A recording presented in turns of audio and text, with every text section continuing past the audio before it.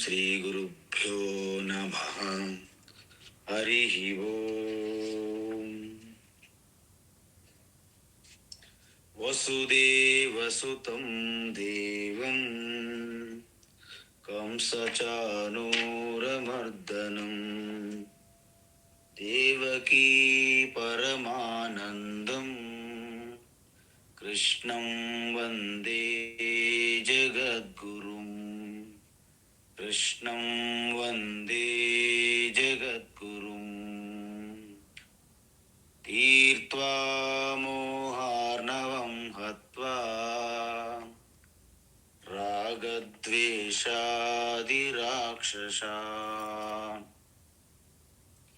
సీతా శాంతి సమాయుక్తా ఆత్మా రామో విరాజతే. ఆత్మా రామో విరాజతే. ఆత్మస్వరూప బంధుగణ, మనం భగవద్గీత జ్ఞానయజ్ఞములో భాగంగా 5వ అధ్యాయమైనటువంటి కర్మ సన్యాస యోగములో ఇప్పటి వరకు మనము 7వ శ్లోకం చూసాము. 8, 9వ శ్లోకం చూడాలి. అయితే 7వ శ్లోకములో ఏం చెప్పారంటే 1 నుండి 6వ శ్లోకం వరకు ఆ జీవన విధానం, నిష్ఠ గురించి చెప్పారు. జీవన విధానం అంటే నిష్ఠ. ఏమిటా నిష్ఠ? గృహస్థాశ్రమ జీవన విధానము, సన్యాస ఆశ్రమ జీవన విధానము రెండు కూడా మోక్షమునకు దారి తీస్తాయి. ఎలా? గృహస్థాశ్రమములో కూడా కర్మయోగము అనుష్ఠానం చేసి చిత్తశుద్ధి, అంతఃకరణ పవిత్రత శుద్ధి కలిగి జ్ఞానయోగం అభ్యాసము ద్వారా, జ్ఞానయోగం అంటే ఏంటి? శ్రవణము, మననము, నిధిధ్యాసనం అంటారు కదా. తద్వారా ఆత్మస్వరూప స్థితి దర్శనముతో మోక్షము. తథా ద్రష్టు స్వరూపే అవస్థానం అంటారు పతంజలి మహర్షి. అది కలుగుతుంది.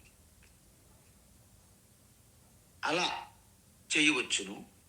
అలా కాకుండా గృహస్థాశ్రమం నుండి సన్యాస ఆశ్రమంలోకి ప్రవేశించి పూర్తి స్థాయి, ఒకవేళ అప్పటికే కర్మయోగ నిష్ఠ కలిగి ఉన్నట్లయితే పూర్తి జ్ఞానయోగం సాధన చేసి తన స్వరూప తత్వం యొక్క దర్శనాన్ని పొందవచ్చును. అప్పుడు వారిని మునిహి అంటారు. ఎందుకు? మననాత్ మునిహి, మౌనాత్ మునిహి.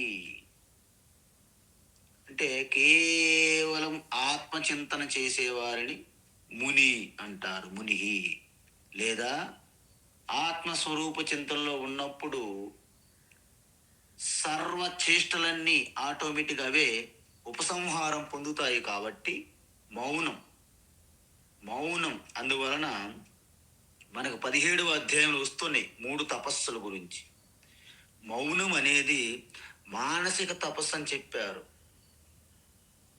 మన ప్రసాద సౌమ్యత్వం మౌనమాత్మ వినిగ్రహ భావ సంశుద్ధిరిత్యేతత్ తపో మానసముచ్యతే. మానస తపస్సు అని చెప్పారు. ఆ విధంగా ఆ మునిగా మారినప్పుడు ఏమవుతుంది? యోగయుక్త అంటారు ఆయన్ని. కర్మయోగములో నిష్ఠ సాధించి కేవలం మనసు, బుద్ధి ఒక ఇంటిగ్రేట్ అయి ఉంటాయి యుక్తంగా.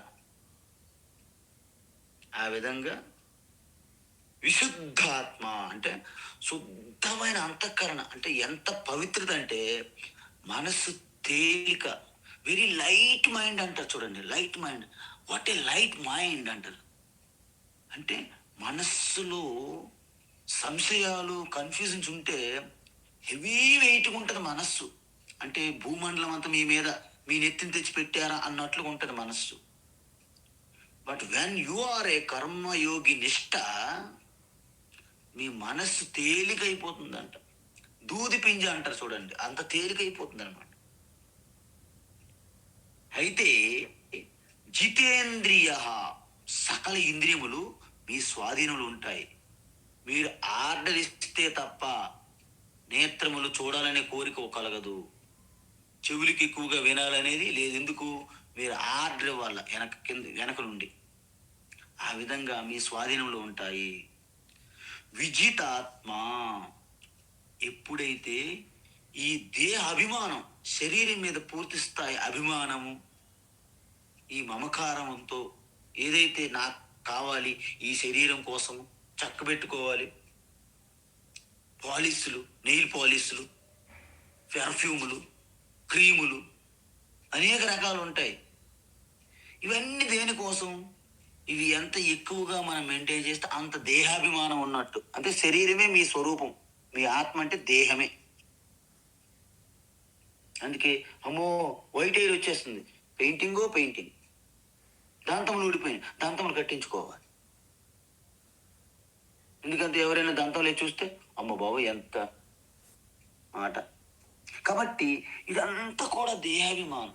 రింకిల్స్ వచ్చి ఓహోహో రింకిల్స్ రాకూడదు.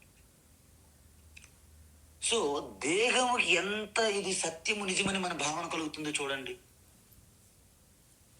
మనం ఆ స్థూలమైనటువంటి గ్రాస లెవెల్లో మనం ఉండిపోతే అత్యంత సూక్ష్మాతి సూక్ష్మమైనటువంటి పరమాత్మ దర్శనం ఎప్పుడు కలుగుతుందో మనకి?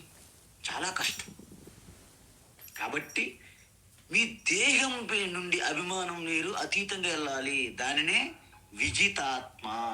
ఇక్కడ ఆత్మ, విజితాత్మ అంటే శరీరము, ఇక్కడ విశుద్ధాత్మ అంటే అక్కడ మనస్సు. ఈ రెండు మీకు తెలుసుకోవాలి. అందుకే సాక్షాత్ గురువు ద్వారా ఈ బోధ చేయాల్సి ఉంటుంది. అయితే ఏమవుతుంది దాని రిజల్ట్? సర్వభూతాత్మ భూతాత్మ. అయితే మీకు ఒక విషయం గమనించాలి.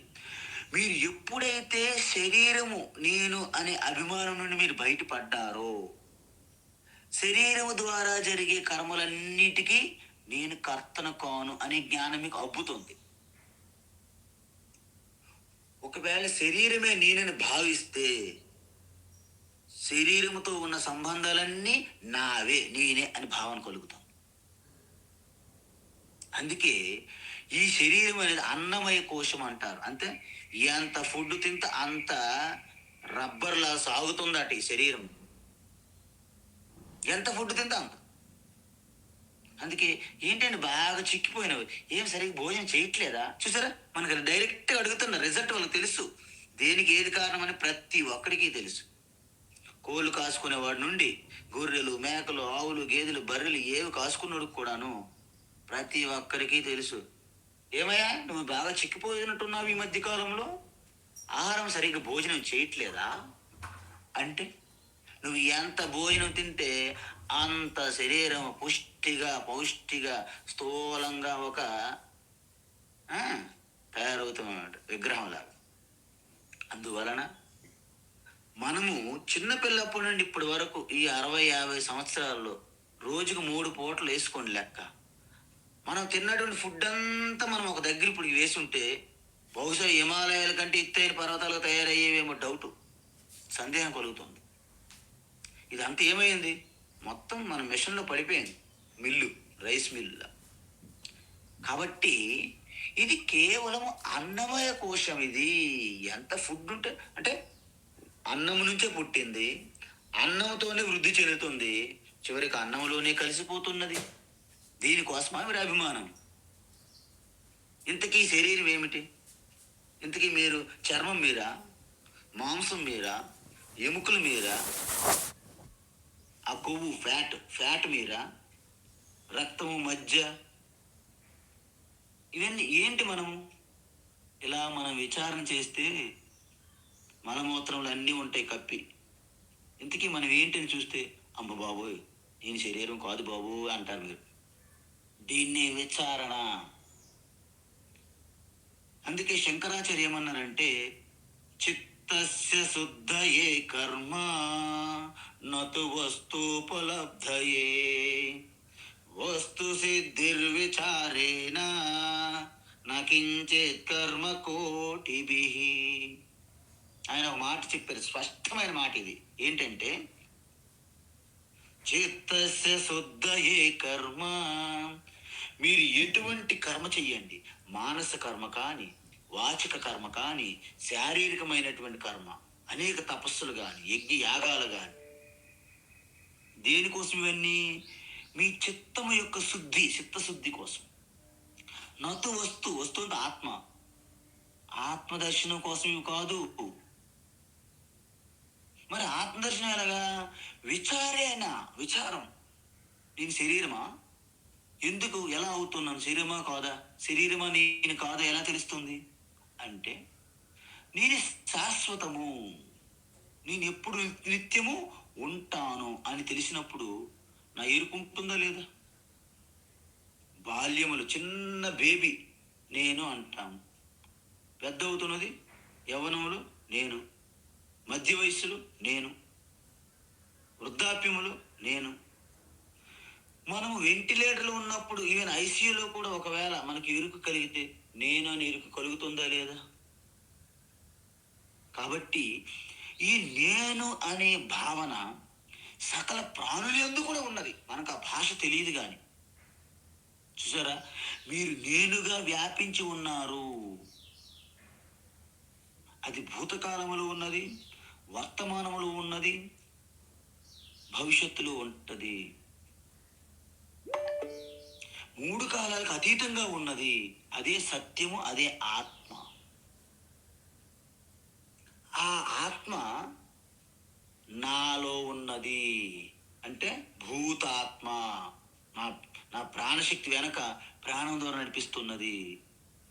ఆ ఆత్మయే చెవి ఆత్మగా ప్రకటమవుతున్నది. ఆ ఆత్మయే ముక్కు ఆత్మగా ప్రకటమవుతున్నది, వాసన చూసే ఆత్మగా, వినికిడి శక్తి ఆత్మగా, నేత్రముల ద్వారా దర్శించే ఆత్మగా,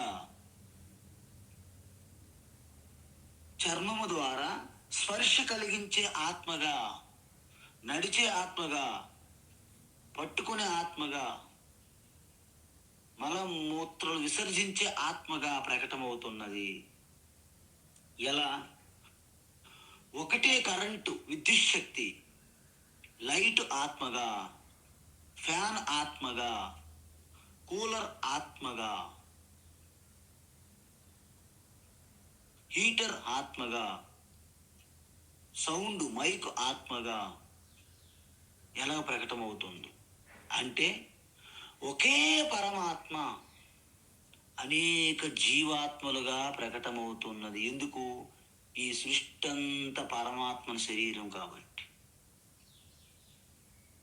దీన్ని అన్ని ప్రాణుల్లో కూడా పరమాత్మయే జీవాత్మగా ఉన్నది కాబట్టి, సర్వభూతాత్మ భూతాత్మ, నా లోపల ఉన్న ఆత్మయే సకల ప్రాణుల యందు ఆత్మగా ఉన్నది. దాన్ని ఏమన్నారు భగవాన్? సర్వభూతాత్మ భూతాత్మ. అలా తెలుసుకుంటే ఏమవుతుంది? కుర్వన్నపి నలిప్యతే, కుర్వన్నపి నాలిప్యతే. అయితే దక్షిణామూర్తి తత్వములో, స్తోత్రములో ఏం చెప్పారు? నానా చిద్రఘటోదర స్థితమః దీప ప్రభాభాస్వరం జ్ఞానం యస్య తు చక్షురాది కరణాం ద్వారా బహిస్పందతే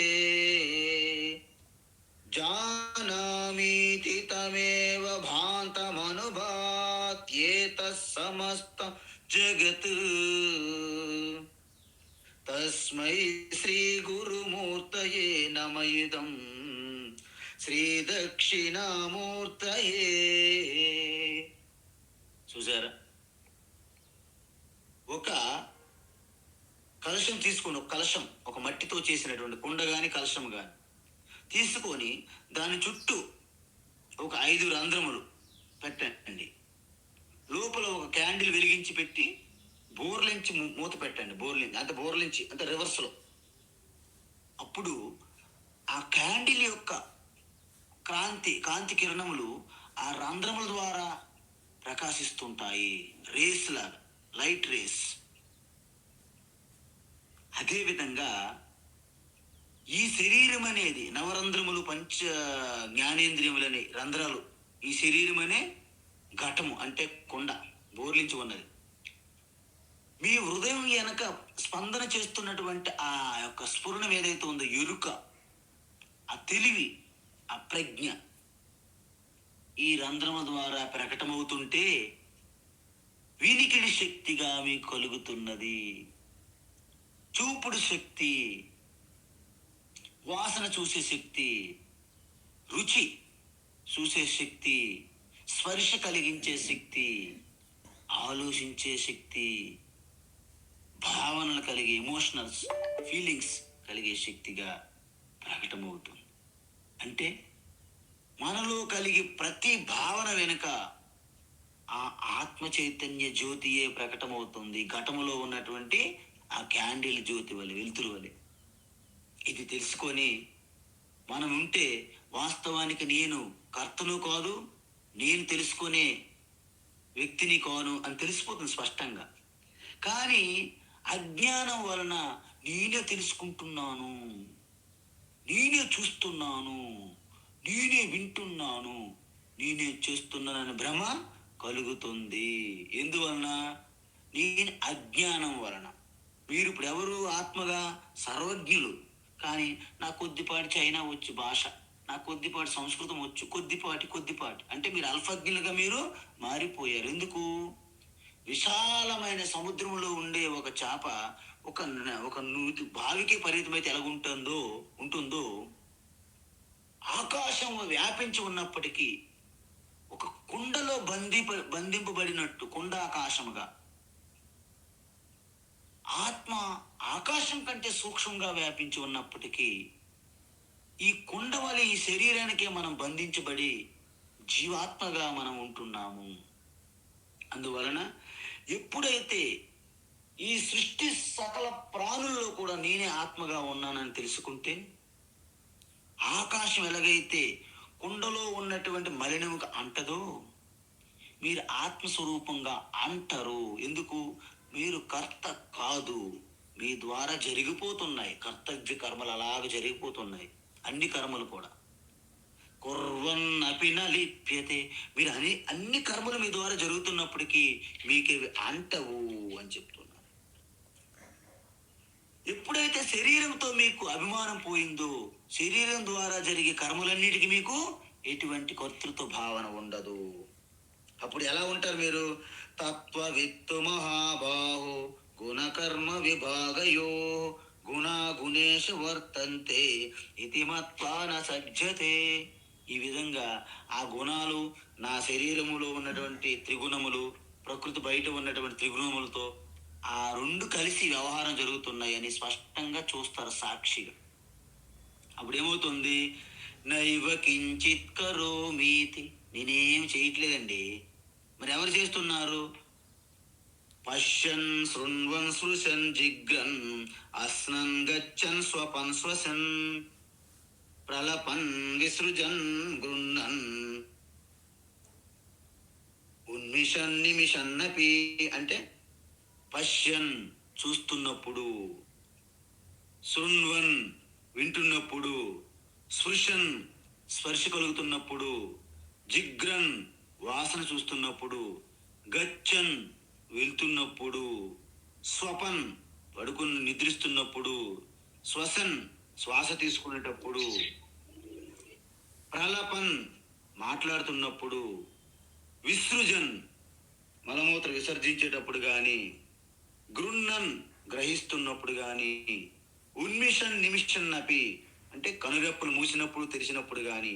ఇవన్నీ ఏమిటి?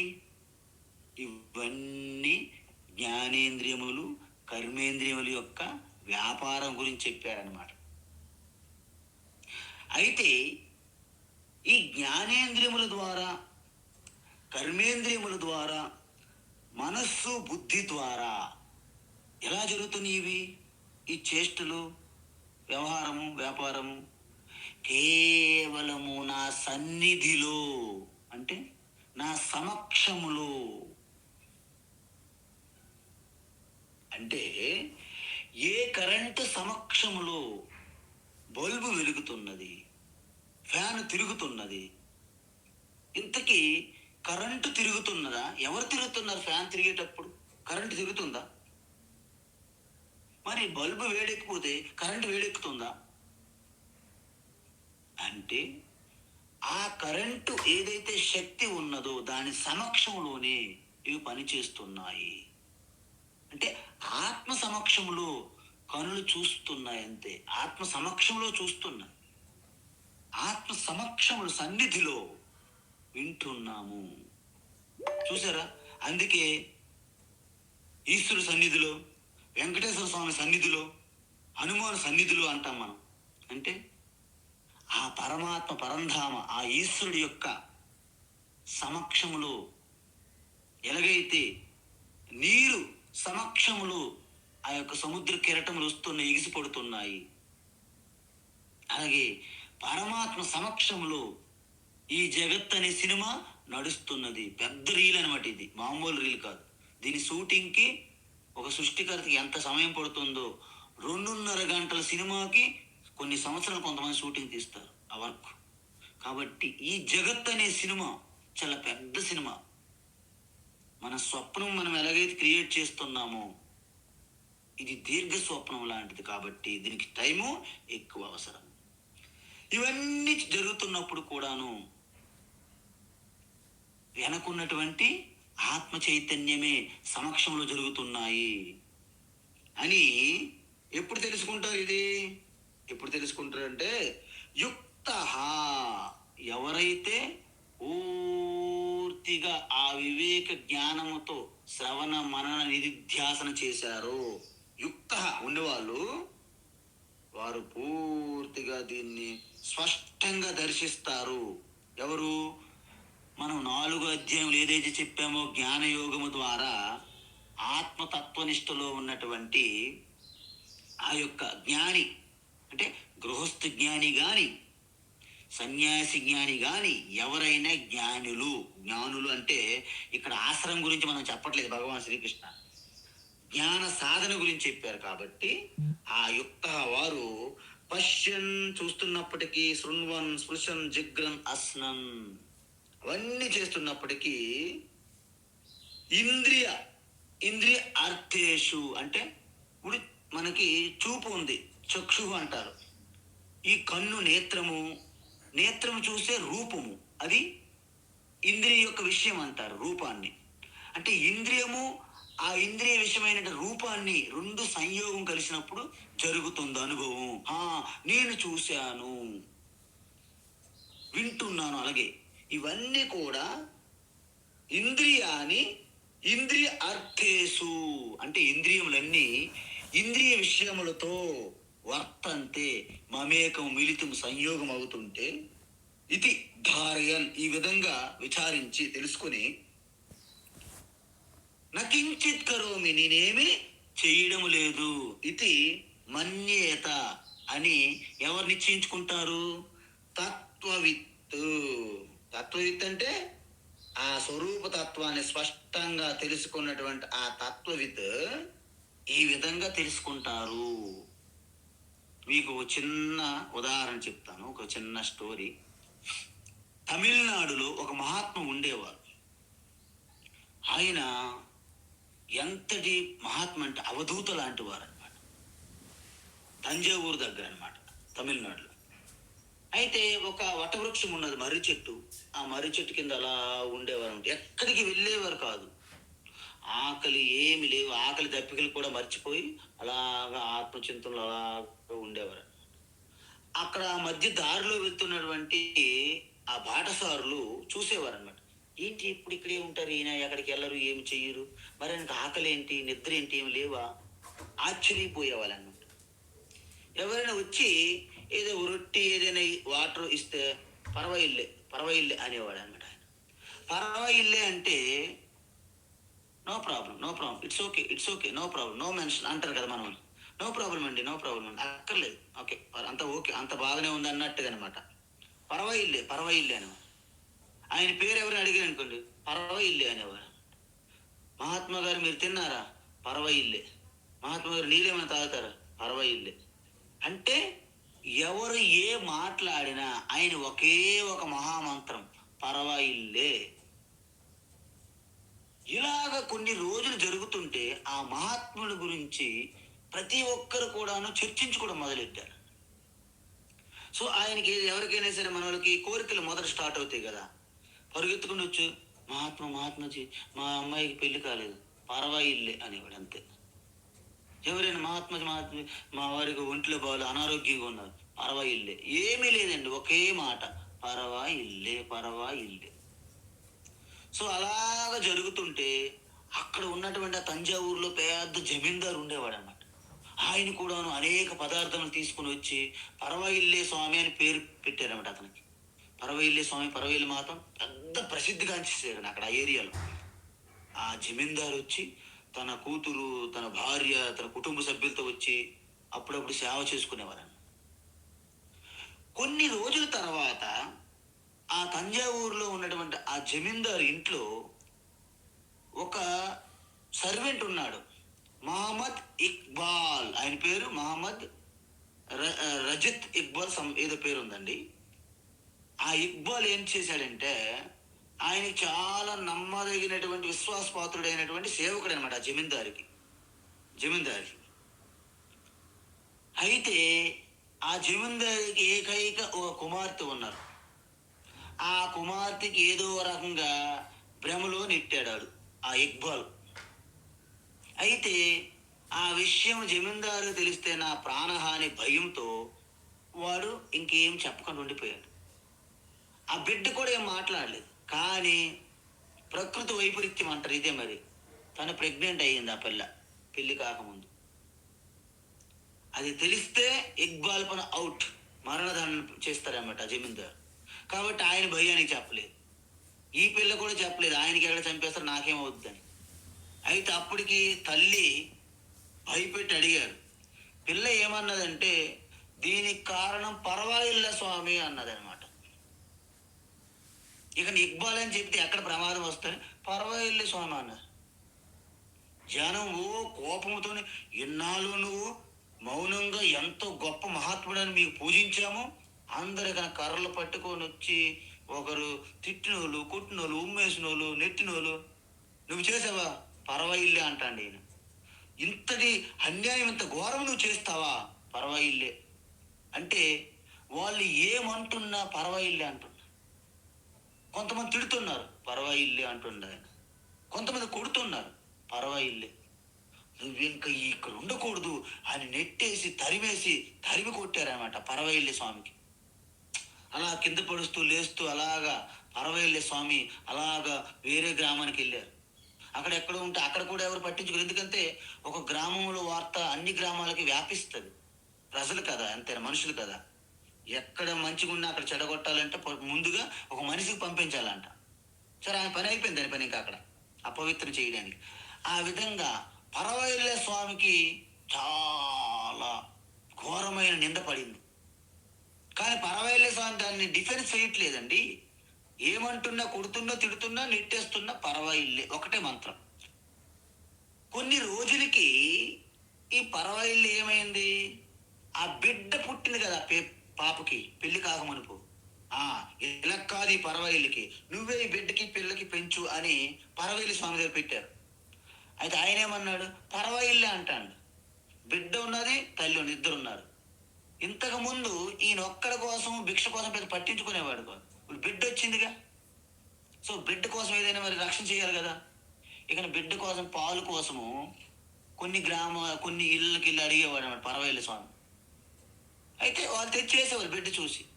అలాగా కఠికమైనటువంటి సమయంలో కూడా పర్వాయిల్లే అనుకుంటున్నాడు ఆయన, ఏమనట్లేదు.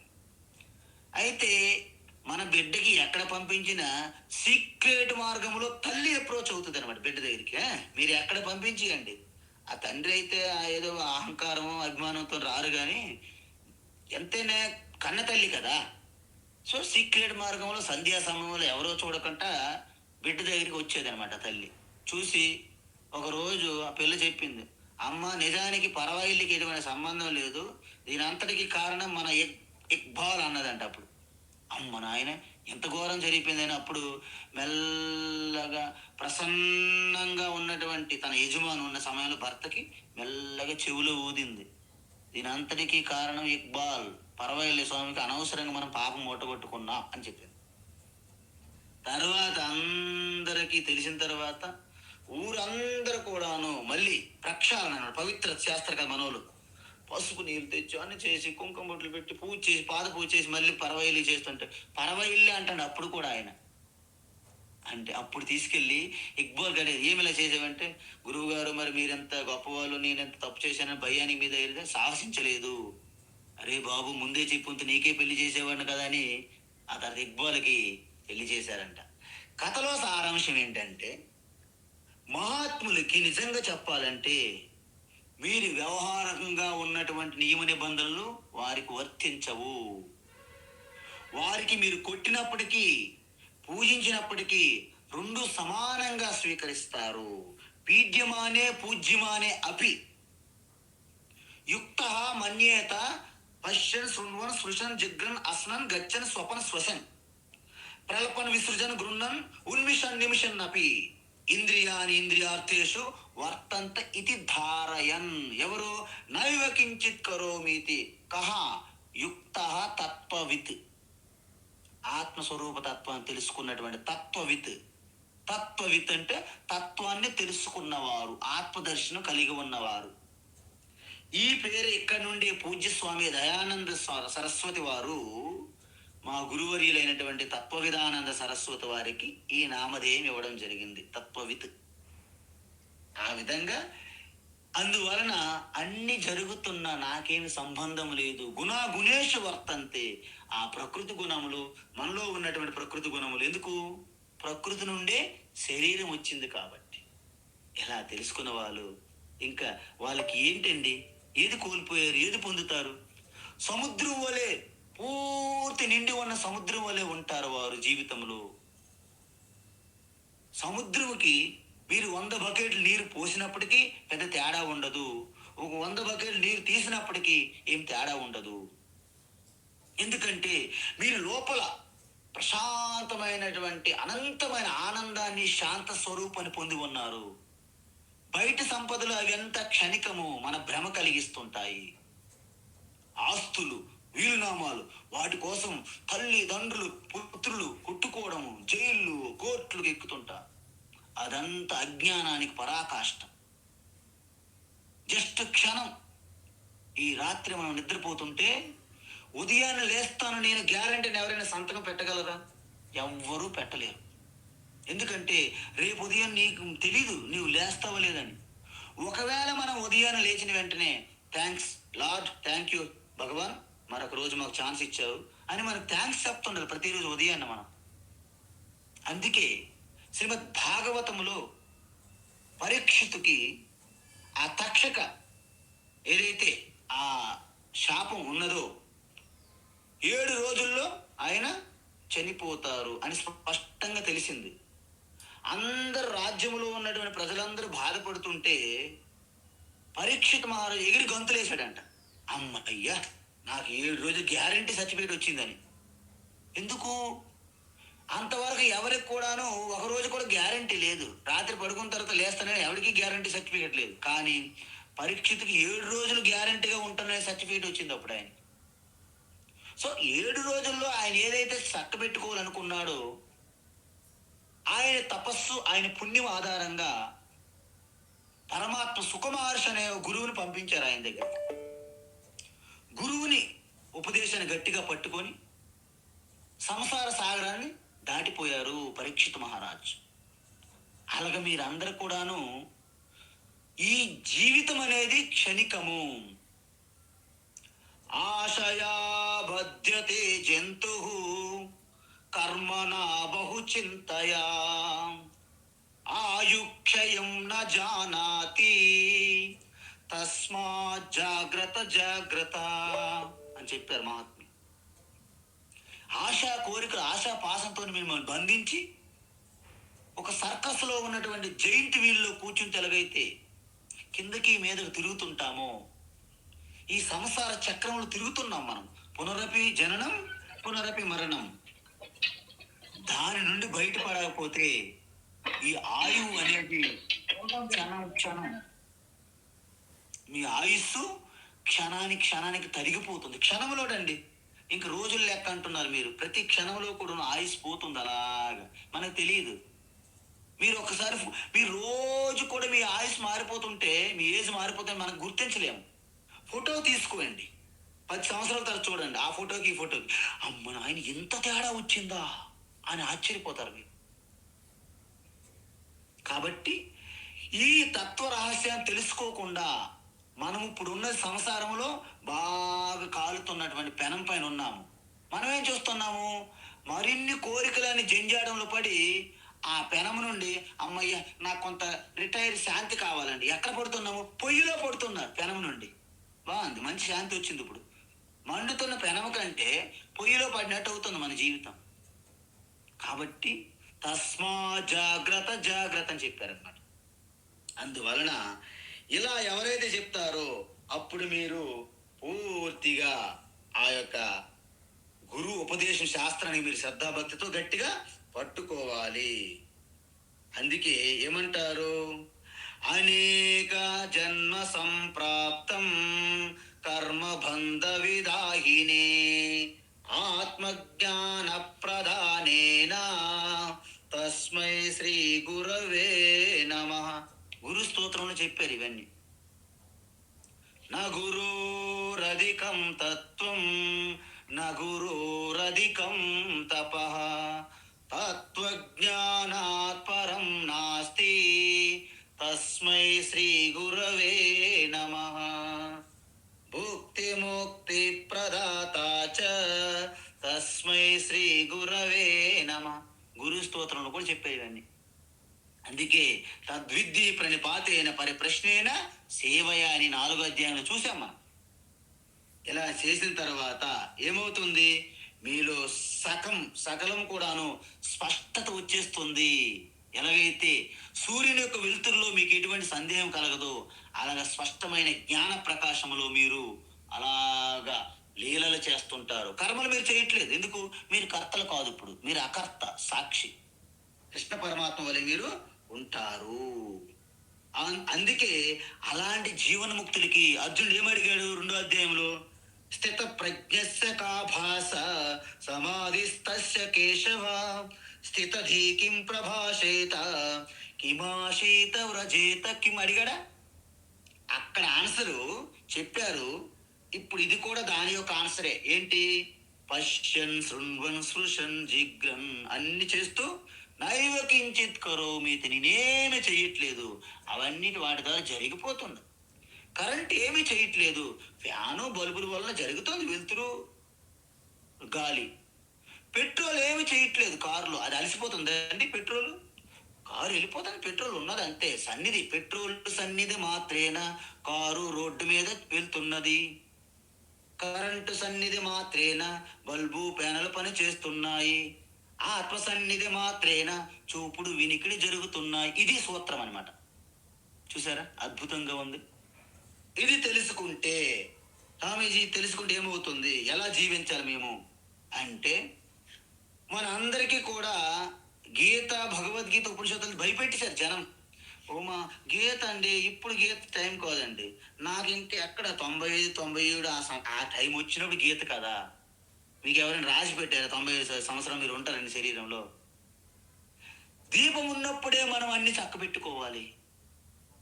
దీపం ఆరిపోయిన తర్వాత ఏం చేస్తారు? ఇక్కడ అల్మర ఉంది కదండి అని గోడకి వెళ్ళి గుద్దారు ఒక అమ్మగారు.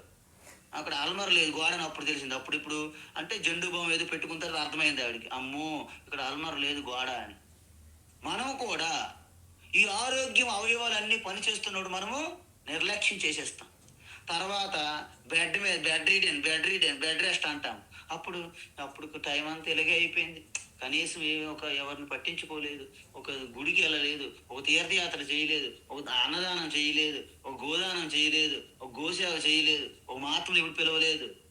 ఎవరైనా భిక్షకు వస్తే చలు చలు చలు వచ్చిన వాళ్ళే చాలు, పని పడి చేసుకోవచ్చుగా, ఇలాగే అన్నాను తప్ప నేను ఎప్పుడు నా జీవితం చేయలేదని వాపోతుంటారు ఎంతోమంది. కాబట్టి మీరు సమయం చాలా విలువైందని అందుకే చెప్పారు, ఊరికే చెప్పరు.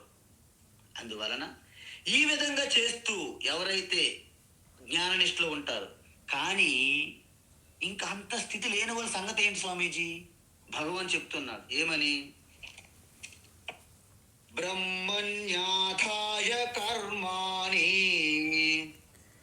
బ్రహ్మణ్యాధాయ కర్మాణి, బ్రహ్మణ్యాధాయ కర్మాణి, సంగం త్యక్త్వా కరోతి యః, సంగం త్యక్త్వా కరోతి యః, సంగం త్యక్త్వా కరోతి యః, లిప్యతేన స పాపేన, లిప్యతేన స పాపేన, లిప్యతేన స పాపేన, పద్మపత్రమివాంభస, పద్మపత్రమివాంభసా, పద్మపత్రమివాంభసా, బ్రహ్మణ్యాధాయ కర్మాణి సంగం త్యక్త్వా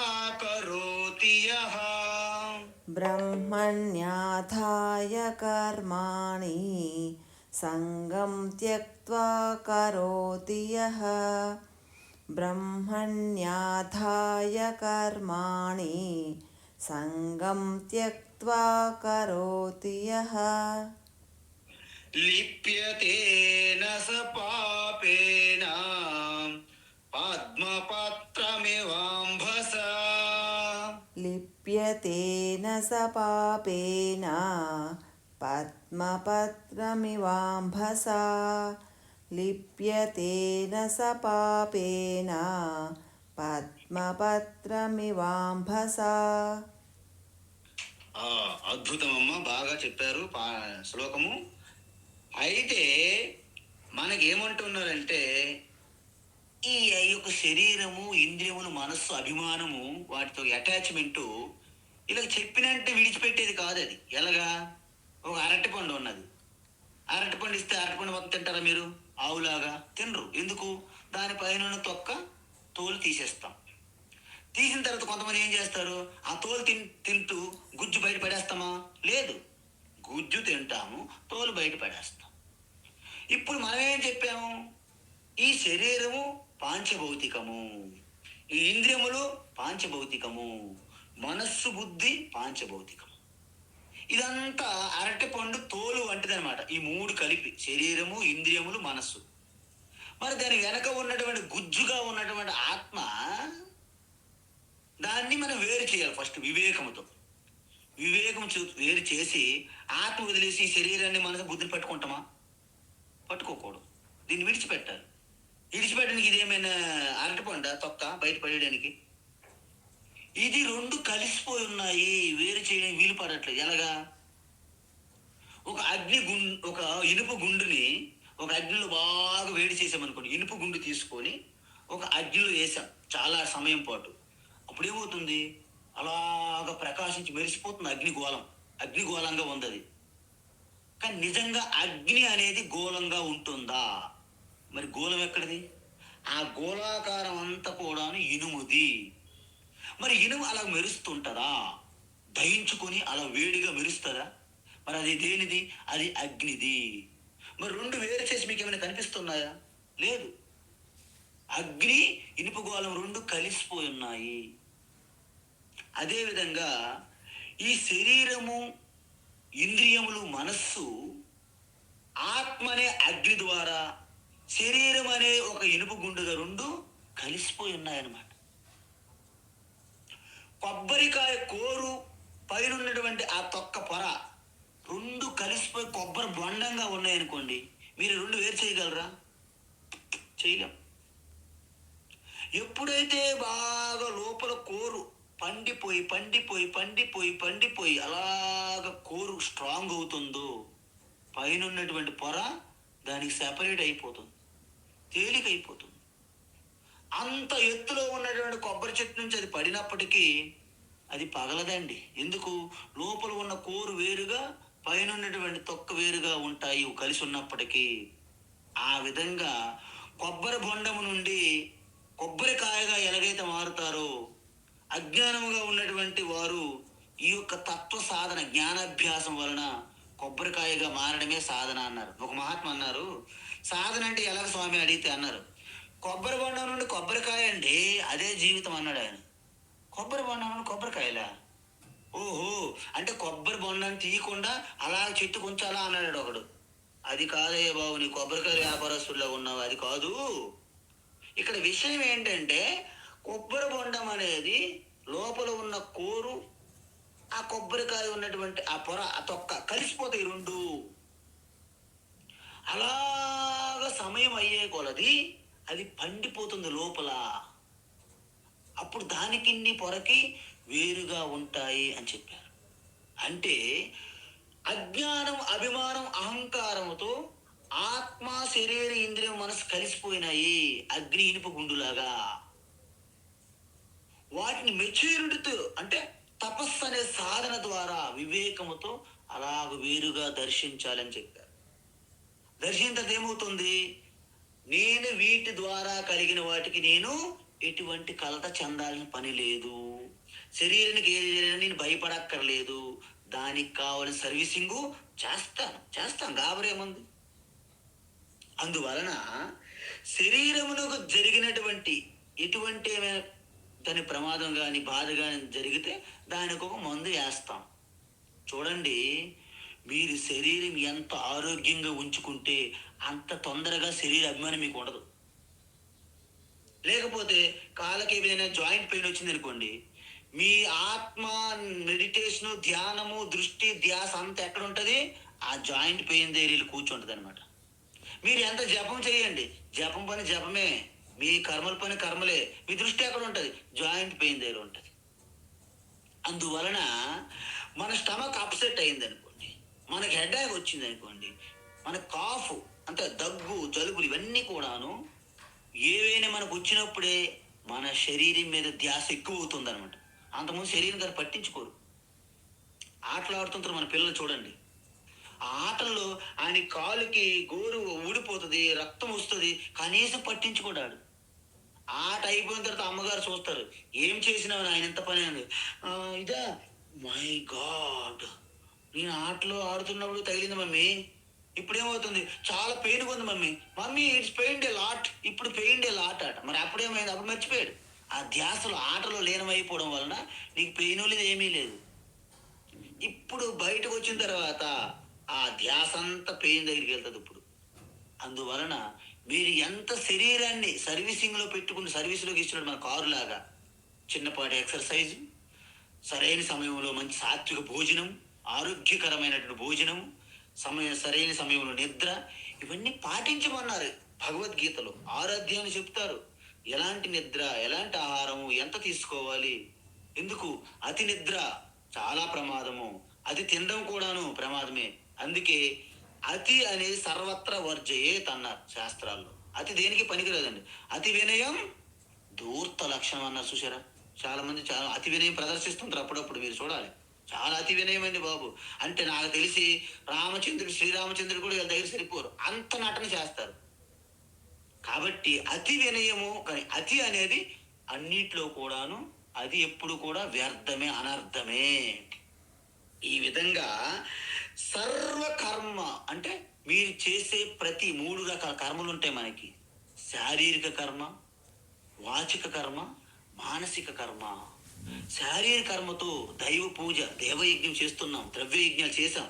నిన్న గీతా జయంతి మహోత్సవములో అభిషేకము, హోమము, అద్భుతమైనటువంటి శారీరకమైనటువంటి కర్మలు, దేవయజ్ఞాలు చేశాం మనం.